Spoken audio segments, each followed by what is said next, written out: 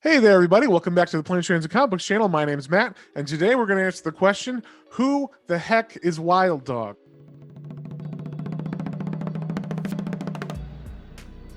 And before we get into that, if you guys wouldn't mind like, sharing, subscribing, all that good stuff. Also, we're still running our 100 subscriber giveaway. So if you guys want to comment down below and make sure you're subscribed, that's all you got to do to enter. So yeah, please do that if you guys want to win a Comixology gift card. And with that, let's answer this eternal question that just came up this week. Who is Wild Dog? So before we, dive into the comics, you might be like, yeah, who the fuck is Wild Dog?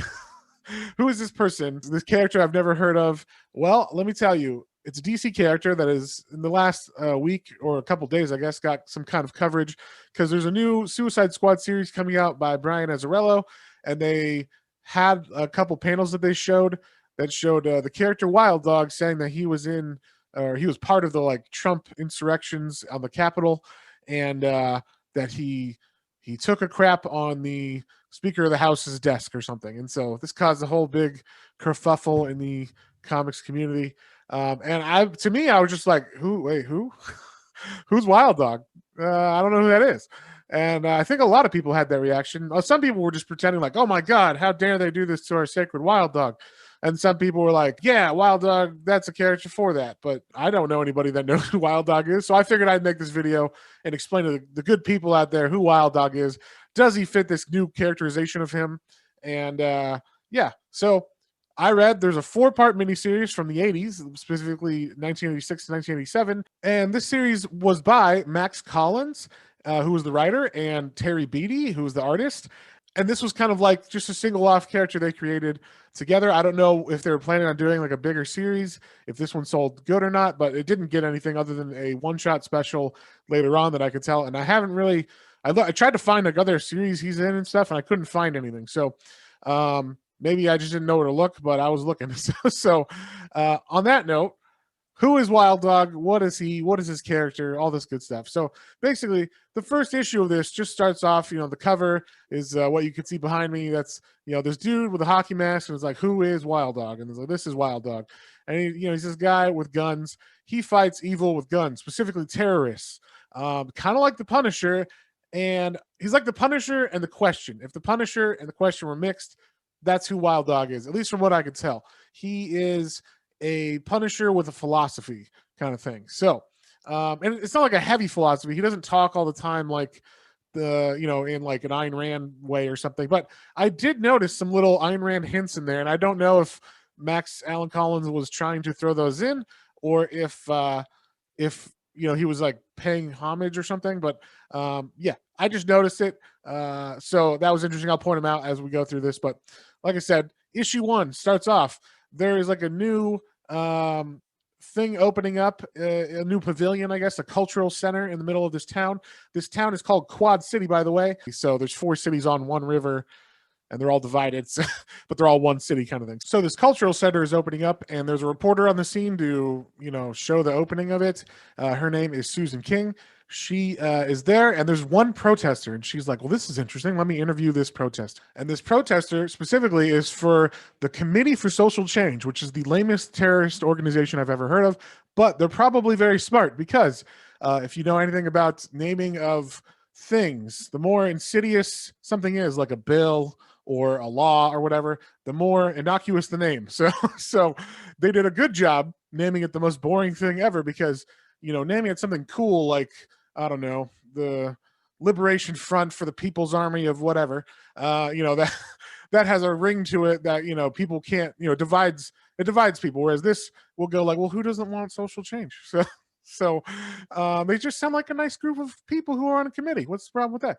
But they take over this whole community center that's just opening, and there isn't anyone in it. So they just kidnapped the news reporter and the news team. And while this is going on, this was broadcast all over the news and everything. So everybody who's got a TV is watching this happen live. And so we're introduced to the 4 main characters who could be potentially Wild Dog. So the whole crux of this miniseries is, who is Wild Dog? Which one of these 4 guys is Wild Dog? It's kind of like a mystery. If you know anything about Max Collins' writing, he does write like mystery novels and stuff. And so maybe that's kind of like what he was going for, like a big mystery thing. But the four people who it could be that they introduced at the beginning are Graham Galt, who is an ISA agent, which is kind of like, he says, a liaison between the FBI and the CIA. And that's the one I was saying. The guy's last name is Galt. I don't know if that's a reference to John Galt from Atlas Shrugged or whatever, but I was like, oh, there's like some little nods to like Ayn Rand stuff in here. So then there's Lou Goddard, who is a journalist. There is Andy Flint, who is a policeman, and there's Jack Wheeler, who's a mechanic. And so those are the main four people that hear this this news report, and that's like they want to call to action kind of thing. So they're the four suspects that we go through this whole series thinking, oh, is it them? Is it them? Which one is it? Which guy is it?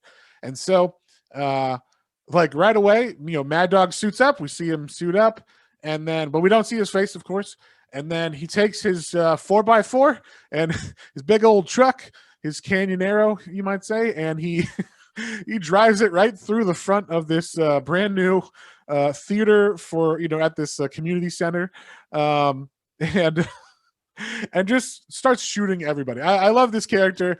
There is no leg shots or like Batman or something. If he's going to take someone down, there's always like well, he's still breathing or whatever at the end. No, this character, there is no breathing at the end. They show him shooting with a machine gun, and they get hit, and you see blood, and they're dead. And yeah, that's pretty much it. He takes out the terrorists inside. And then, there's like a standoff between the news and him, and he is able to get the one up on the terrorist holding the news crew, and then the main terrorist, who was the protester that took her hostage originally, he gets kicked in the neck, and his neck gets broken right on live TV. So everybody sees it, and then he disappears, and that's like everybody's like, oh my gosh, who is this wild dog? And people are torn. Obviously, police and stuff are like, we don't agree with Wild Dog because for all intents and purposes, he is a vigilante like the Punisher. He's murdering people, so that's kind of a no-no. I mean, Batman, he's there, but he at least doesn't murder the people. He ties them up and lets the police take care of it. So or brings them to Arkham or whatever, so they can escape later. So so this character, he does not do that, and specifically doesn't do that like on purpose. So then the second issue starts. We get introduced to Goddard, who is one of the four guys. We find out his daughter is going to an honor roll society committee meeting or something. It's like the first time all four cities have had all their honor roll kids, like their junior high classes, meet together to like see a speech by some smart guy named Dr. Mensa. And so we see she's going there, and that's like the setup for where the next terrorist strike's going to be, because the terrorists have kidnapped, or they killed Dr. Mensa. Actually, they had like a whole scheme where Dr. Mensa got seduced by one of the Committee for Social Change members and slept with her. She killed him, and then they replaced him with another guy that's on the committee. So he's got bombs, and he's going to go to this children's school honoring all these honor roll students and blow them up, I guess. And so that's like the setup for this one. And then in the meantime, the character Graham Galt, who is also one of the four guys we're introduced to in the first issue, who it could be is Mad Dog, he is actually trying to find out who Mad Dog is himself, because he isn't, like I said, he's with a government agency called the ISA, and he's like, well, I've narrowed it down to my four buddies. It's got to be one of my four buddies, or my three buddies, I guess. One of us four, but it's not him, right? So, and so he starts kind of looking around at his friends and talking to them one-on-one kind of thing. But the main crux is this school, terrorist takeover. So terrorists come with a bomb. The guy, starts the speech with the honor students. He's like, I must say, Dr. Mensa is actually dead, but I have a big old bomb. I'm going to blow this place up or whatever. So Wild Dog goes there. He hears us on the radio or the news, and he goes there, and he sneaks in through the roof and is able to set he's got like a crossbow as well, besides just a gun. And so he slides in on a zip line that he set up, I guess, and shoots the bad guy in the neck, the guy with the bomb in the neck. So that guy's taken care of right away. And then he proceeds to shoot all the other guys or just kick them.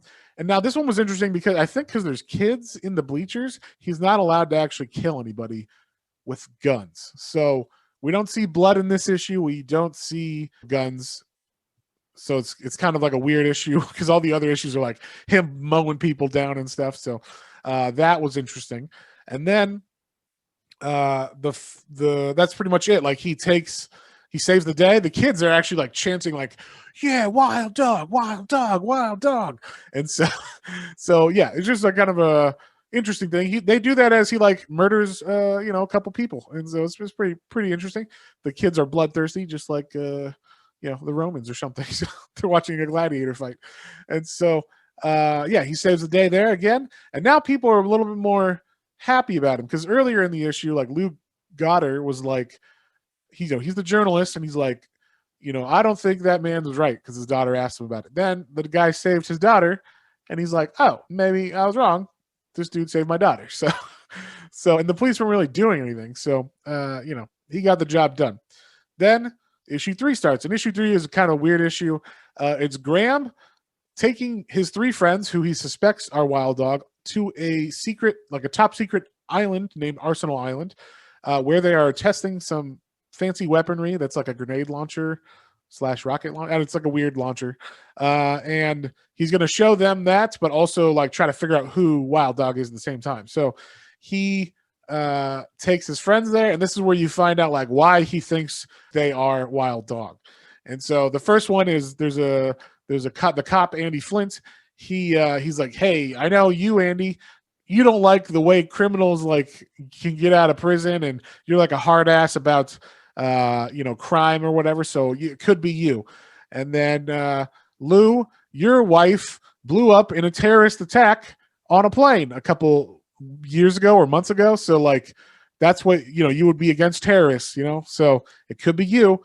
And then they never really get to the mechanic, Jack Wheeler, like why he thinks that maybe Jack is Wild Dog.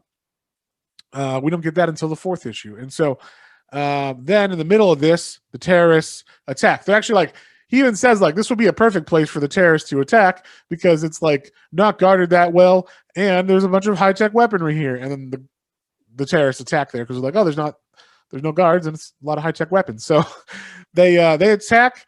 And out of nowhere, Wild Dog shows up and takes them on. This is, like I said, this one is on an island. There ain't no kids around. He's killing everybody left and right, mowing them down. He even takes the rocket launcher and blows up their boats. So that was pretty funny, I thought. And then at the end, the 4 friends are all still together. So it was like, wait, who was Wild Dog then? Was it someone else? Like, we don't know. We're left hanging kind of thing. And then, so the story of Wild Dog is revealed in this 4th issue. Basically, Graham is still trying to find out who it is exactly, but he thinks he knows. He's not sure 100%. But the other 2 guys do know. So they actually confront Jack Wheeler, who is Wild Dog. And we find out the reason why he's Wild Dog is because he, was in football with these other 3 guys that we know, Andy, Lou, and Graham. And after high school, the other guys did like really successful things, but Jack just kind of blew out his knee and never really went anywhere. So he joined the military, became a Marine. And then when he got out, he was kind of listless. So he's like, oh, I'll go to college. He went to like the local community college and met his girlfriend, Claire, and they go out for a while. And as they're falling in love and good things are happening, she's like, oh, I think I love you, but I just want you to know, like, my name's not really Claire, but I can't really tell you my real last name. And he's like, hey, don't worry about it. Like, I don't care about that kind of thing. We just love each other. That's all this is about, just love. And so, they're having a good old time, but they're on a date one night. And I should say, like, previous to this, there's been a couple instances where she's almost been hit by a car, or like stuff falls out of the sky and almost hits her. And it's like, wait, you're really prone to dying almost. And it turns out that she actually has a hit on her from the mob. She was part of a mob family that was killed, and she got away, but they're still trying to get her because she might know something about this family's murderers. So turns out she's on the run. She's got a fake name. And when she's, one night after a date, she's kissing Jack Wheeler and doesn't notice there's a guy in a car rolling up, and he shoots her and Jack, but mostly her. and kills her. So that sends him into a spiral where he's like, I must get revenge. So this is kind of like the Punisher part, right? Where it's very mob based is his origin, where the mob kills his family and he's like, what the heck? So he goes after the people that killed Claire, kills them all. And then he hears about his friend Lou Goddard's wife who died in a terrorist attack by the Committee of Social Welfare or whatever. So um, he is like, okay, I'll fight terrorism too, because that's what's needed. So that's what he goes in on, and his friend Andy's the one who confronts him about finding. He knows that he's that guy. So Andy is talking to him. And he's like, it's your holy war, isn't it? Against mobsters who killed your love, against terrorists who blew up your pals, and then this is where I was saying it's kind of like the question, kind of like Ayn Randish, his mission, but he says, I'm against anybody who uses violence to force their beliefs, their will on the rest of us. So basically, he is for the non-aggression principle, I guess. And so, but like specifically against terrorists or mobsters, criminals, that kind of thing. So that's why I say he's got a philosophy for sure, but he is like the Punisher where he just kills them. So the question doesn't necessarily kill people. He will let them die and stuff's going on. And it's like, oh, I can save you or save the person who's hanging from the ledge or whatever, who is innocent. I will save the person who's hanging on the ledge. But this guy actively shoots them, so wants them to die. So that is pretty much Wild Dog. Like I said, that's there's only one more little one shot after this that I could find with him in it. And other than that, this like 4-issue miniseries is going on, and that you can find all that on Comixology. And it's funny because I actually found this a couple months ago, and I was like, wow, that seems like a weird character. I should read that and just do a little thing on it. So once it came up in the zeitgeist of comic book news, I was like, that's a sign. I got to do it. So I hope y'all learned something today about Wild Dog and who he is and what his character is based on. So if you did, leave a comment down below, like, share, subscribe, all that stuff. And we'll see you on the next one.